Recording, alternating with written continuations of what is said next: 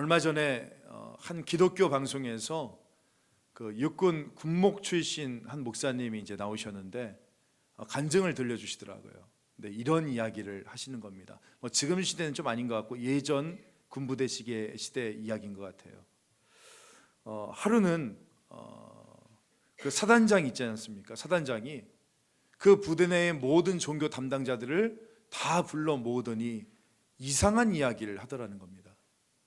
지금 부대 내에 자꾸 사고가 일어나니까 우리가 좀 위령제라도 좀 드려야겠다, 그런 이야기를 하는 겁니다. 그러면서 하는 말이 기독교 10분, 천주교 10분, 원불교 10분, 그리고 불교 1시간, 뭐 이렇게 진행 순서도 정해주더라는 거예요. 그러니까 위령제를 지내겠다는데 듣고 보니까 소위 고사를 지내겠다라는 겁니다. 그러니까 사단장이 지금 부대 내에서 모든 종교인들을 다 모아놓고 같이 고사를 지내고 싶은 거예요. 그 속마음은.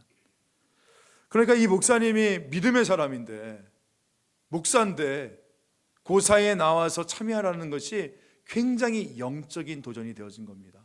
그럼에도 여러분, 군목이라는 것은 군내에 소속되어 있는 군사 장교지 않습니까? 또 뭐 이 진급을 하거나 아니면 이 장기 복무를 하기 위해서는 인사 고과 점수도 잘 받아야 되는 거잖아요.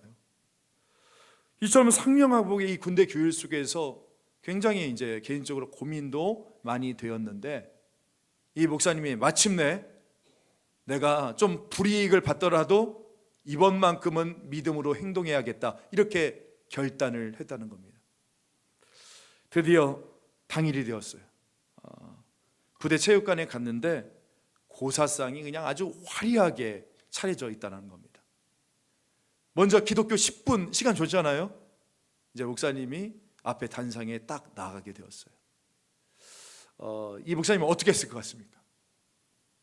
이 목사님이 하는 말이 뭐냐면, 딱 올라오자마자 주여 삼창을 하면서 통성으로 기도하기 시작했다는 거예요. 그 주어진 10분 동안에 뭐 무슨 격려사나 축복의 말, 후나 이런 거 다 빼버리고 그냥 주여 삼창 외치면서 통성으로 장병들에게 회개 기도를 시켰다는 겁니다. 그러면서 마지막에 이렇게 선포를 했대요. 내가 나사렛 예수의 이름으로 명하노니 사단은 물러갈지어다. 딱 선포를 딱 하고 그리고 내려왔다는 거예요. 그 다음에 이제 사단장이 딱 올라오는데 얼굴이 시뻘개져 가지고 이제 올라왔다는 겁니다. 고사가 다 마쳤어요. 그리고 이제 돌아가려고 하는데 한 부대장이 목사님한테 차 좀 한 잔 마시자 하면서 부르더랍니다. 이제 가게 딱 되었는데 이 부대장이 이제 묻게 되어지는 거예요. 이렇게 조심스럽게 묻더랍니다. 아까 좀 전에 사단아 물러가라라고 했는데 그거 사단장님 물러가라고 한 거 아니죠? 뭐 그렇게 물어보더라는 거예요. 자, 아니라고, 오해라고. 그러면서 이 목사님이 당당하게 이렇게 이야기했다는 거예요. 부대장님, 우리 기독교는 귀신을 위로하는 종교가 아닙니다. 우리 예수님은 귀신을 쫓으셨습니다. 저도 성경에 나와 있는 대로 예수님의 이름으로 귀신을 쫓은 겁니다. 그렇게 당당하게 딱 이야기를 했다는 겁니다. 그리고 얼마 후에 놀라운 일이 벌어졌는데 정말 사단장님이 바뀌었다는 거예요. 사단장아 물러가라. 올라가고, 그리고 장로님 사단장이 새롭게 와서 이 부대가 영적으로 완전히 새롭게 바뀌었다는 것을 그 목사님이 간증을 하시더라고요. 여러분, 제가 그 간증을 들으면서 한번 이런 생각을 한번 해보게 됐거든요. 주님께서는 우리를 어떤 존재로 세우셨나? 오늘 저와 여러분을 어떤 존재로 세웠다고 생각하세요? 오늘 11절 말씀에 나오는 것처럼 바로 마귀의 관계를 능히 대적할 수 있고, 그 어둠의 세상 주관자들과 하늘에 있는 영들에 대해서 씨름을 할 수 있는 사람, 그러니까 맞짱 뜰 수 있는 사람, 맞서 싸울 수 있는 사람이 되어야 되지 않겠습니까? 하지만 솔직히 우리는 지금 어떤가요, 여러분? 우리는 너무 약해요. 너무 연약합니다. 한밤중에 막 그냥 흰 하얀 비닐봉투만 쫙 지나가도 어떻습니까? 놀래가지고 그냥 엄마야 귀신인가 봐 막 이렇게 호들갑을 떠는 게 오늘 우리의 모습 아닙니까? 사랑하는 성도 여러분, 여러분들께 좀 부탁드리고 싶어요. 우리는 어떤 존재냐? 하늘에 있는 악한 영들 앞에서 당당히 서야 되는 겁니다.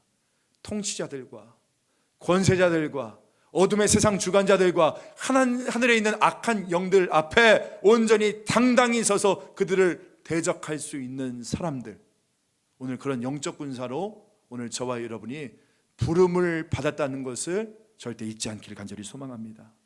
저는 그래서 좀 이런 점에서 우리가 여러분들의 그 영적 레벨을 좀 높일 수 있었으면 좋을 것 같아요.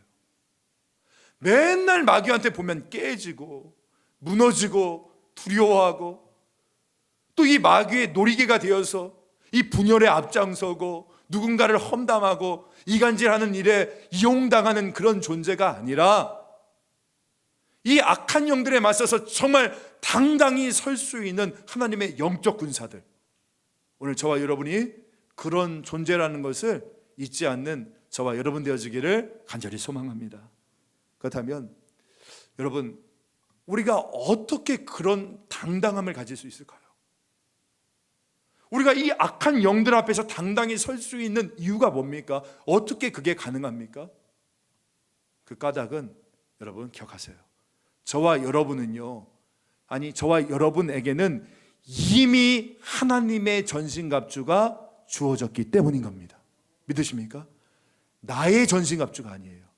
하나님의 전신갑주가 주어졌다는 겁니다. 이게 무슨 말이냐면, 여러분 과거에 중요한 전쟁을 치를 때마다, 그러니까 국가의 운명과 존폐가 걸려있는 그런 전쟁을 벌일 때마다요, 여러분 왕은요 자신을 대신해서 이 전쟁에 나서는 장군에게 자기의 갑옷을 친히 벗어서 입혀줍니다. 아마 영화나 드라마에서 많이 보셨을 거예요. 왕이요 전쟁에 나가는 장군에게 자기의 갑옷을 입혀줘요. 이게 무슨 의미입니까? 너는 왕이라 생각하고 나를 대신해서 이 전쟁을 수행해 달라, 여러분 이런 의미에서 자기의 갑옷을 친히 벗어서 입혀준다니까요. 근데 놀라운 점은 무엇이냐면, 오늘 저와 여러분의 왕 되신 우리 하나님께서 저와 여러분에게 하나님의 전신갑주, 당신의 왕의 갑옷을 우리에게 벗어주셨다는 것입니다. 할렐루야. 여러분 거기에는 하나님이 주시는 신뢰가, 영적인 능력이 있는 것입니다. 너의 못남과 약함과 너의 부족함에 절망하지 말고, 내가 지금 너에게 입혀준 the full armor of God, 그러니까 하나님의 전신갑주를 입으라는 거예요. 그리고 나를 대신해서 당당하게 저 악한 영들 앞에 싸워 이겨라, 주님께서 말씀하시는 겁니다. 나의 전신갑주를 입고 나를 대신하여 싸우라, 이것이 주님께서 우리에게 주신 명령인 거예요. 여러분, 왕을 대리한다는 의미, 그 의미가 뭡니까? 왕을 대리한다, 그것은 영광과 권세와 능력을 말하는 거 아닙니까? 그렇기 때문에 저와 여러분이요 악한 영들 앞에 당당히 설 수 있는 이유가 되어지는 겁니다. 왜냐? 오늘 우리에게는 하나님의 영광과 권세와 능력이 덧입혀져 있기 때문인 거예요. 할렐루야. 아멘. 그러므로 여러분, 우리 한번 어깨 당당히 한번 쫙 한번 펴보세요. 쫙 한번 펴보십시오. 오늘 나에게는 지금 뭐가 입혔다고요? 성가대복 말고 뭐? 하나님의 갑옷. 하나님이 친히 우리에게 갑옷을 입혀주셨다는 거예요. 전신갑주를요. 그렇게 우리가 뭐를 두려워할 수 있겠습니까? 하나님의 영광과 하나님의 권세와 능력을 우리에게 입혀주셨다는 거예요. 우리가 누구 앞에 당당하지 못할 수 있겠습니까? 그래서 마르틴 루터가 이렇게 찬양했던 거 아닙니까? 내 주는 강한 성이요 방패와 병기 되시니 큰 환난에서 우리를 구하여 내시리로다. 이 장수 누군가? 주 예수 그리스도 만군의 주로다. 당할 자 누구랴 반드시 이기리로다. 여러분, 반드시 이기리로다. 믿으십니까? 아멘. 왜냐? 나의 전신갑주가 아니라 하나님의 전신갑주, 그분의 영광과 권세와 능력으로 오늘 나에게 덧입혀 주셨기 때문인 거예요. 여러분 기억하세요. 중요한 사실은 하나님이 이미 우리에게 전신갑주를 주셨다는 거예요. 주셨다. 이미. 안 주셔놓고 입으라고 그렇게 이야기할 수 있습니까? 이미 전신갑주가 주셨다니까요. 이제 우리에게 필요한 것은 무엇입니까? 다른 거 아니에요. 그것을 입으려는 의지가 우리 가운데 필요한 거예요. 그것을 입고자 하는 결단이 필요한 거예요. 그리고 순종이 우리 가운데 필요한 것입니다. 그렇지 않으면 어떻게 돼요? 우리가 이 영적 전쟁에서 질 수밖에 없다는 거예요. 제가 지난주에 앞서 전신갑주 3개 이야기했죠. 기억나세요? 안 나죠? 기억나세요? 첫 번째 뭐라고 했습니까? 진리의 뱃살 말고 진리의 허리띠. 두 번째 의의 호신경. 세 번째 복음의 신. 이 세 가지를 말씀드렸습니다. 한번 여쭤볼게요.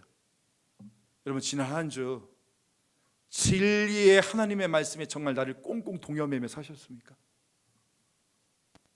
지난 한 주 어린 양 예수 그리스도의 십자가의 보혈의 공로를 의지하면서 여러분의 마음을 지켜내셨습니까? 지난 한 주 평안의 복음이 준비되어진 그 복음의 신을 신고 여러분의 삶의 현장에서 복음의 증인으로 사셨습니까? 아멘이 없네. 제가 다시 한번 말씀드리죠. 이것을 이미 주셨다니까요. 입으려는 의지, 결단, 순종이 우리 가운데 필요하다는 거예요. 안 그러면 진다는 거예요. 진다는 거. 이제 우리가 입어야 될 4번째 갑주에 대해서 이야기합니다. 뭡니까? 바로 믿음의 방패인 거예요. 우리 16절은 같이 한번 읽어보겠습니다. 16절 시작. 모든 것 위에 믿음의 방패를 가지고 이로써 능히 악한 자의 모든 불화살을 소멸하고. 여러분 여기서 우리가 깨달아야 될 것이 무엇이냐면요, 우리를 향한 마귀의 불화살이 있다는 거예요. 이거 꼭 기억하십시오. 나를 향한 마귀의 불화살이 지금도 날아온다는 겁니다. 이걸 자각해야 된다는 거예요. 지금 마귀가 화살을 쏘는데요, 지금 아무데나 쏘는 게 아니에요. 조준 사격을 한다는 겁니다. 그럼 어디다 조준 사격할까요? 우리의 약점, 죄책감, 회개하지 않은 죄, 우리의 안 좋은 관계들, 이것들을 이 귀신이, 이 마귀들이 정확히 알고 거기에 불화살을 쏜다는 겁니다. 여러분, 여러분의 약점이 뭡니까? 여러분 자신 다 알고 계시잖아요. 여러분의 약점 뭐예요? 욱하는 성질? 아니면 금세 막 말을 퍼뜨리는 이 촉새입? 막 이거? 이 성적인 음란함? 아니면은 뭐가 있습니까? 습관적인 거짓말. 어떤 분들 보면 막 늘 말에 거짓말이 섞여 있어요. 습관적인 거짓말. 그리고 돈에 매여 있는다. 이게 여러분이 알고 있는 여러분의 약점이지 않습니까? 근데 마귀가요, 우리의 그 약점에, 그 똑같은 데에다가 계속 화살을 쏘아야 되는데, 우리의 문제가 무엇이냐면 똑같은 데에다 계속 화살을 쏘는데 똑같이 계속 우리가 당한다는 거예요. 여러분 관계에 문제 있는 분들 보시면 늘 관계에서 문제가 생깁니다. 이 말로 문제 생기시는 분들이요, 늘 입으로 실수해요. 돈의 문제에 얽매이신 분들 늘 물질 때문에 무너지게 되어지는 것입니다. 그렇기 때문에 여러분 그곳에 우리는 어떻게 해야 됩니까? 주 예수님의 보혈을 선포하며 나가야 되는 거예요. 할렐루야. 그렇기 때문에 우리에게 무엇이 필요합니까? 불화살이 놀러온다니까요. 뭐가 필요해요? 방패가 필요합니다. 날아오는 불화살을 막을 수 있는 방패가 우리 가운데 필요하다는 것입니다. 사진 한번 보여주세요. 저게 로마 시대 때 실제 로마 군병들이 이제 가지고 다녔던 그 방패인데 보세요. 틈이 없죠. 다리는 조금 나왔네요. 다리는 어떻게 해요? 맞아야지 어떻게 그냥. 다리는 어쩔 수 없이 맞아야지만 나머지는 거의 틈이 없어요. 저게 길이가 한 120cm 정도가 되고 길고 폭이 70cm 정도가 된다고 합니다. 그 당시에 고대인들이 좀 작았잖아요. 그러다 보니까 성인 한 명을 저 방패 속에 딱 가리면 가려질 정도의 큰 방패였다는 거예요. 저 방패로 쏟아지는 불화살들을 저렇게 함께 모여서 막아냈다는 겁니다. 근데 바울은 우리에게 있어서 저 방패를 무엇이라고 이야기하냐면 이 방패 앞에 무슨 수식어가 있습니까? 무슨 방패요? 믿음의 방패라고 이야기하는 거예요. 악한 사단이 우리를 공격해 오는데 우리가 막아서야 될 것이 무엇이냐? 믿음으로 막아서야 된다라고 이야기를 하는 겁니다. 그렇다면 질문, 자, 여기서 바울이 말하는 믿음이라는 것은 어떤 믿음일까요? 여러분, 여기서 믿음이라는 것은 바로 우리가 구원받기 위한 믿음은 아닙니다. 왜냐하면 오늘 저와 여러분은 이미 하나님께 구원받은 자녀들이니까. 따라서 여기서 말하는 이 믿음이라는 것은 무엇이냐면 이미 구원받은 저와 여러분들이요, 매일의 삶들 속에서 작동하는 믿음인 거예요. 한번 따라해 봅시다. 작동하는 믿음. 예를 들면 이런 거죠. 밥상에서 음식을 가지고 남편이랑 아내랑 부딪히는 그 순간에 작동해야 되는 믿음을 말하는 거예요. 나의 사업 파트너와 어떤 작은 문제로 막 이렇게 신경질이 나서 부딪히려고 하는 그 순간에 작동해야 되는 믿음을 이야기한다니까요. 건강의 회복을 놓고 눈물로 기도했지만 그 회복이 더딜 때, 사업의 어려움 가운데 주님의 도우심을 바랬지만 아무런 응답이 없을 때, 새벽에 제단을 쌓으면서 내 자녀를 위해서 입시와 앞날을 위하여 눈물로 기도하고 부르짖었지만 올해도 힘들 때, 여러분, 그때 뭐가 밀려옵니까? 밀려오는 낙심과 이 앞날의 불안함들 가운데서 행동하고 부딪히는 모든 사람과 이슈들 앞에서 하나님이 나를 외면하는 것 같고 나에게 침묵하시는 것과 같은 바로 그런 상황 가운데서 여러분 기억하십시오. 우리는 믿음의 방패를 들어 올려야 된다는 거예요. 여러분, 솔직히 우리의 인생이 쉽지가 않지 않습니까? 모든 것을 걸고 시작했던 사업이 수렁에 빠진 것 같이 어려워지고 믿었던 사람이 그만 헤어지자고 하네요. 사랑하는 사람이 덜컥 병에 걸려버려요. 이거 남의 일인 줄 알았는데 나에게 닥치면, 우리 가족들에게 닥치면, 우리 애에게 닥치면 정말 답이 없죠. 어찌 이런 일이, 하필 나에게 이런 일이, 내가 하나님한테 어떻게 했는데, 내가 얼마나 교회에서 봉사를 많이 했는데, 내가 얼마나 기도의 자리를 지켰는데, 내가 얼마나 헌금 꼬박꼬박 했는데 왜 나에게 이런 일이? 이럴 때 우리 가운데 정말 많이 있지 않습니까? 네, 여러분 기억하세요. 바로 그때가 어떤 때라고요? 이 원수 마귀가 나에게 화살을 날릴 때라는 거예요. 의심과 불안과 원망과 믿음의 반대말이 뭡니까? 불신의 불화살을 내 가슴 속에 날리는 바로 그 순간이라는 것입니다. 그렇게 여러분, 여러분의 인생이 힘들고 어려울수록 어떻게 해야 됩니까? 바로 믿음의 방패를 바싹 지켜 올려 들어야 되는 거예요. 마치 욥처럼 말이죠. 여러분, 욥기 23장 10절 말씀 저와 같이 한번 읽어보겠습니다. 시작. 그러나 내가 가는 길을 그가 아시나니 그가 나를 단련하신 후에는 내가 순금같이 되어 나오리라. 아멘. 결국 이 마귀의 공격이라는 거, 이 마귀의 불화살이라는 거 뭡니까? 주님이 우리에게 주신 희망을 꺾어버리고 소망을 죽여버리는 것이 마지막 목표라면 여러분 질문 드려볼게요. 우리가 이 영적 전쟁에서 이 믿음의 방패를 지켜 들어올린다, 이게 무슨 뜻이겠습니까? 무슨 의미겠습니까? 이런 거 아니겠어요? 그 어떤 절망적인 상황 가운데서도 하나님은 계시고 하나님이 나와 함께 하시기에 나는 낙심하지 않으리라. 이 내 마음을 지켜나가는 믿음의 선포가 바로 여러분 우리가 믿음의 방패를 들어 올린다는 것이지 않겠습니까? 하나님이 나를 축복하신다. 하나님은 나의 반석이 되어주신다. 내가 비록 지금 광야의 길을 걷고 있지만 이것은 그냥 지나가는 과정일 뿐이다. 아니, 내가 광야의 길을 지난다는 것은 주님이 나를 사랑해 주신다는 증거다. 하나님은 나를 반드시 축복의 땅으로 인도하여 주실 것이다. 그러면서 예레미야 29장 11절에 나와 있는 여호와의 말씀이니라 너희를 향한 나의 생각을 내가 아노니 평안이요 재앙이 아니라 너에게 미래와 희망을 주는 것이로다. 이것을 선포하는 삶인 거예요. 여러분, 이 말씀을 믿으십니까?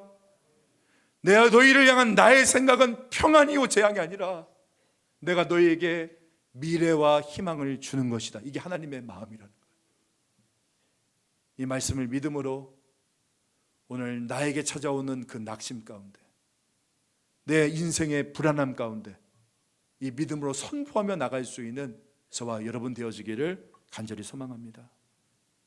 지난 한 주 말씀을 묵상하는데 갑자기 이 찬양이 막 이렇게 떠오르는 거예요. 앞에 가사는 잘 모르겠는데 후렴 부분이 떠오르는 겁니다. 아까 우리가 불렀던 찬양인데 믿음이 이기네 믿음이 이기네 주 예수를 믿음이 온 세상이 이기네. 이 찬양이 한 주 동안 떠오르는 거예요. 같이 한번 불러볼까요?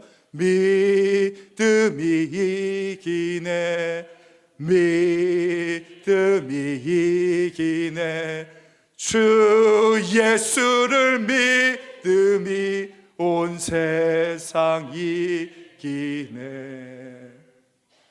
이 찬양을 흥얼흥얼거리는데 막 자꾸 제 안에서 용기가 솟는 거 있죠. 아, 믿음이 이긴다.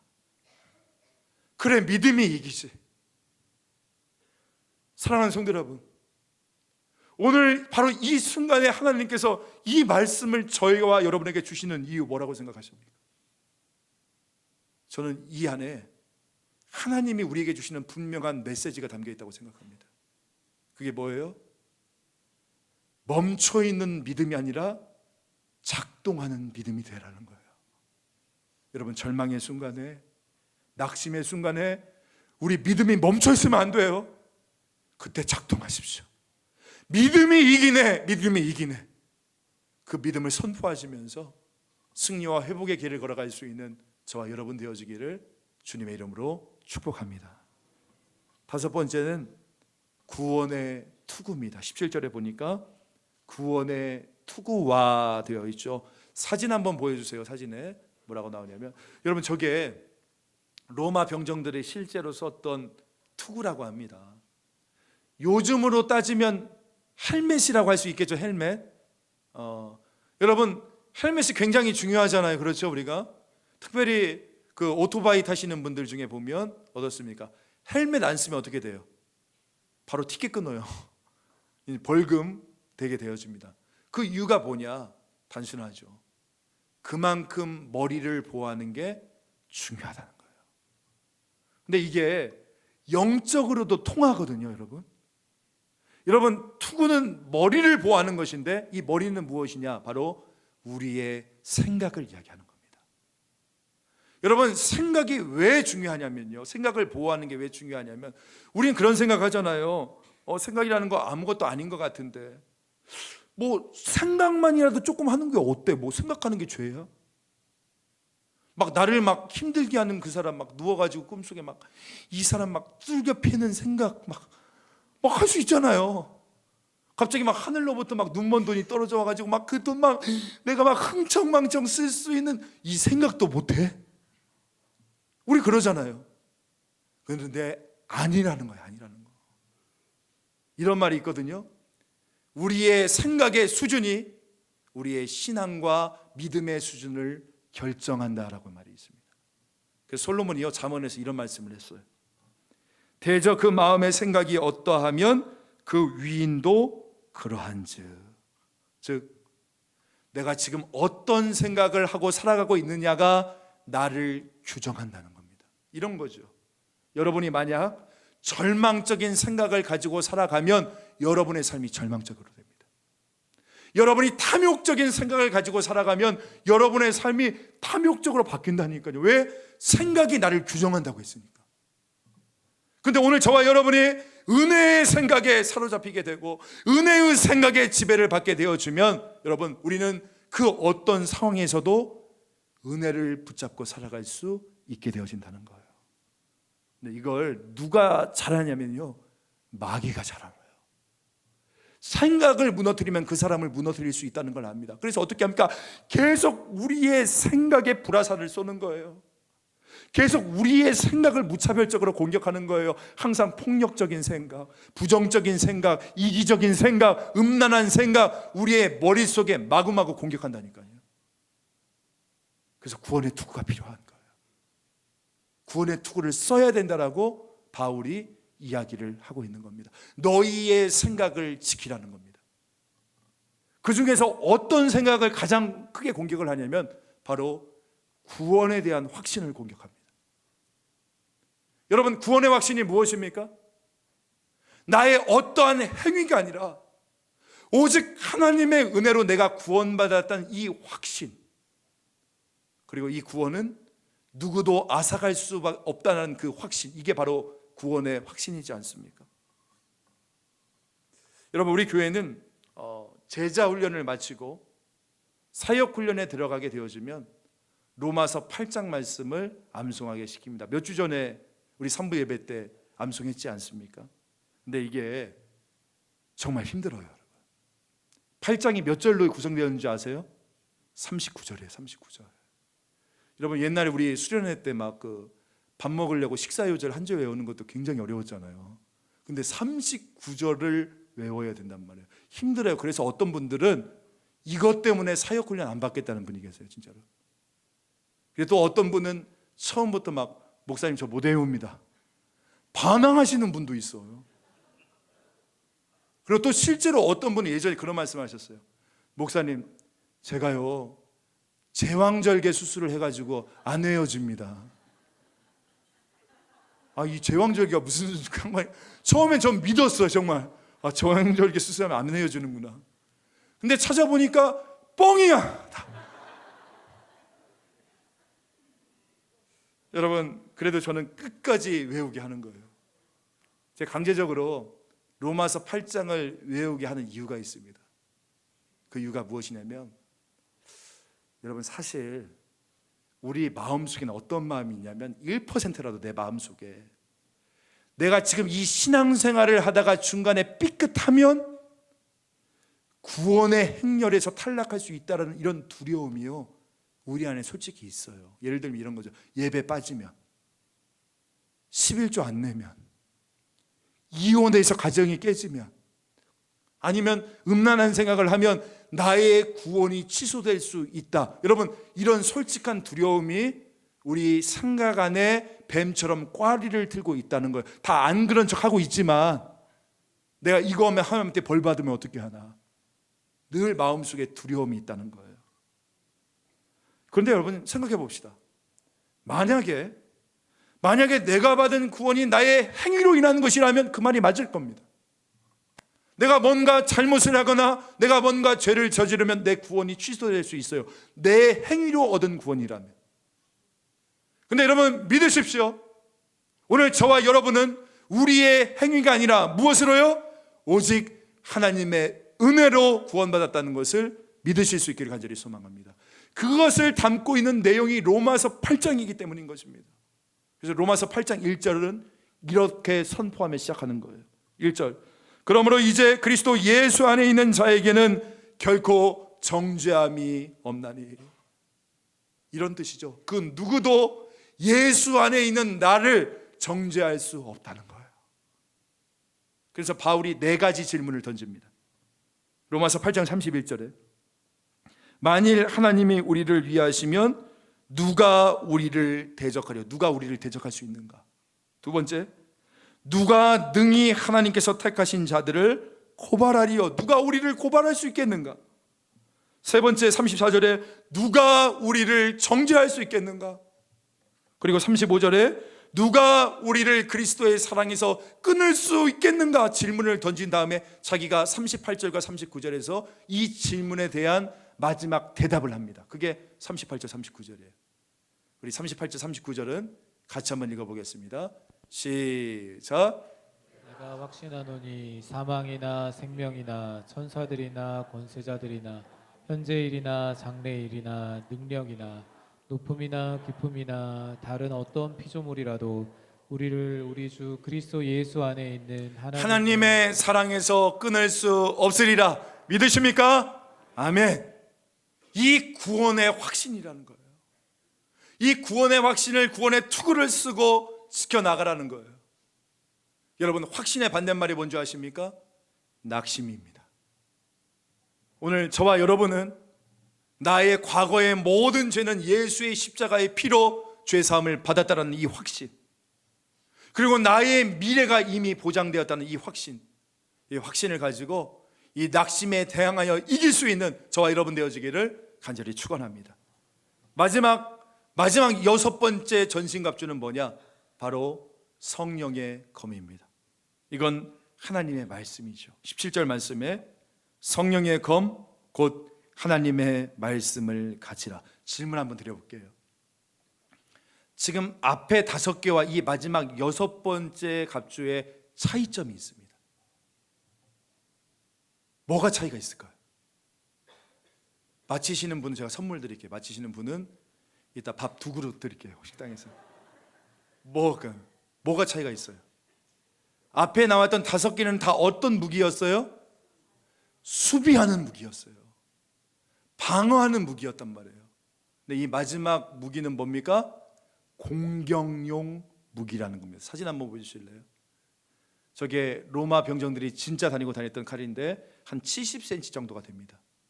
근데 왜 단검이냐면 이게 재빨리 휘둘러서 이 적의 숨통을 끊을 수 있는 가장 효율적인 칼이 저 정도 크기라고 이야기를 해요.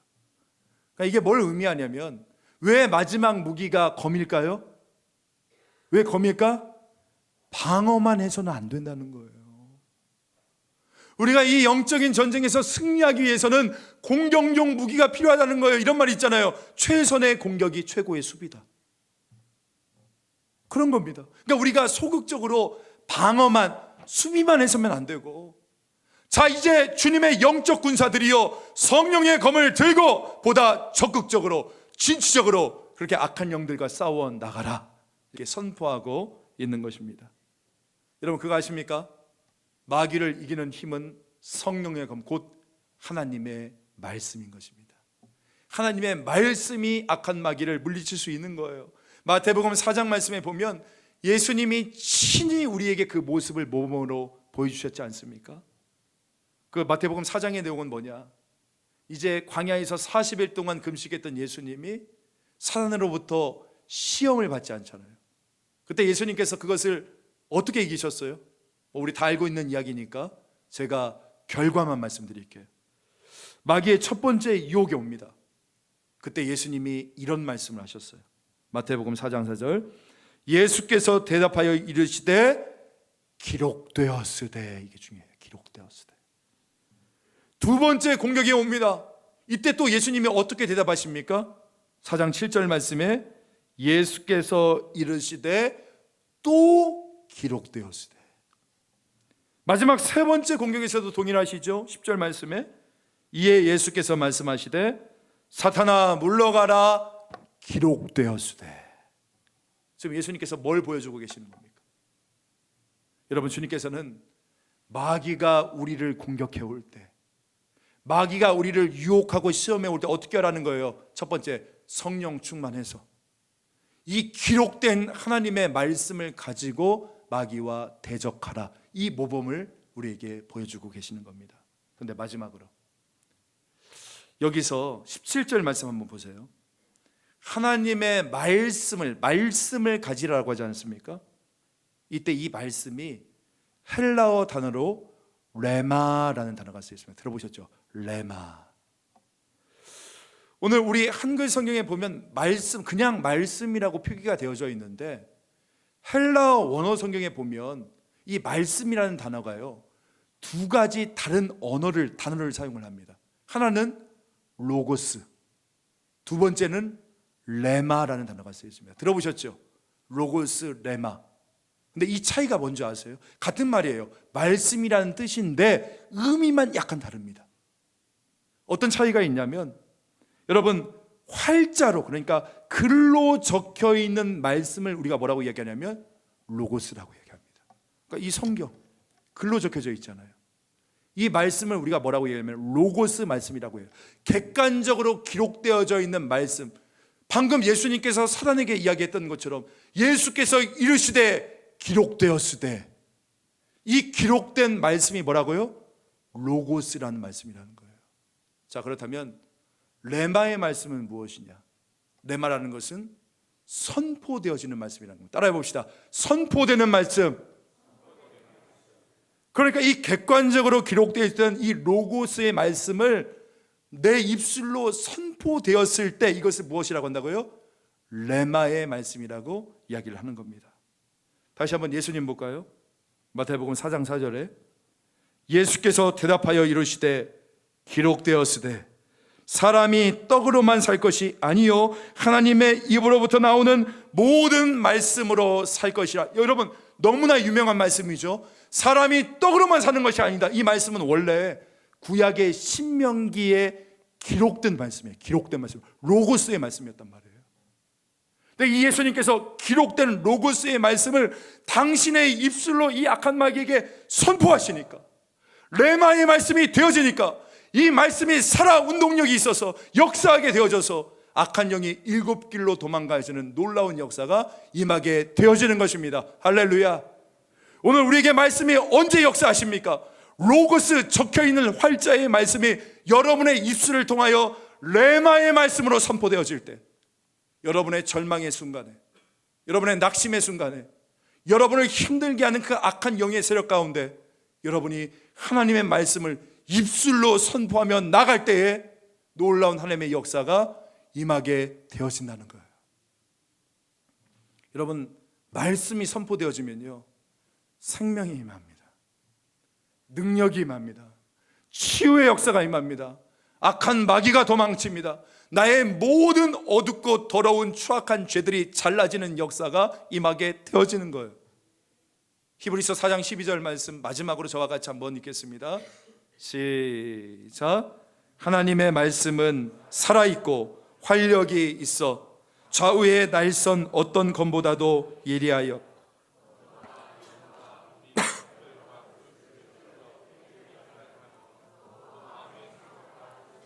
판단하나니. 아멘. 여러분, 저는 다가오는 2025년도에 꿈을 꿉니다. 내년도 표어가 하나님을 가까이, 말씀을 더 가까이 해요. 그러면서 제가 성구 이 구절, 우리 대표 구절로 정했던 게 시편 119편 105절의 말씀입니다. 주의 말씀은 내 발의 등이요 내 길의 빛이니라. 앞으로 펼쳐질 2025년 어떻게 펼쳐질지 모르겠어요. 사회적인 정국과 모든 상황들이 어둡습니다. 캄캄한 어둠의 터널처럼 보여요. 어떤 삶이 우리를 기대하고 있는지, 기다리고 있는지 우리 모르겠어요. 지금 막 돌아가는 뉴스들 보면 모든 게 어두워요. 어떤 혼란과 어두움이 우리에게 닥칠지 모르겠어요. 근데 우리들 어떻게 해야 됩니까? 이 어둠 속에서 주의 말씀을 우리가 선포하며 나감을 통해서, 주의 말씀은 내 발의 등이요 내 길의 빛이니라. 2025년도 어떻게 펼쳐질지 우리는 모르겠지만 이 어둠의 세상 가운데, 그리고 우리의 인생의 그 길 가운데 이 주님의 말씀이 환하게 비춰주는 불빛이 되어서 이 어둠의 세상을 비출 수 있는 우리 염창중앙교회, 그리고 하나님의 전신갑주로 빛을 발할 수 있는 오늘 저와 여러분 될 수 있기를 주 예수님의 이름으로 간절히 축복합니다. 아멘.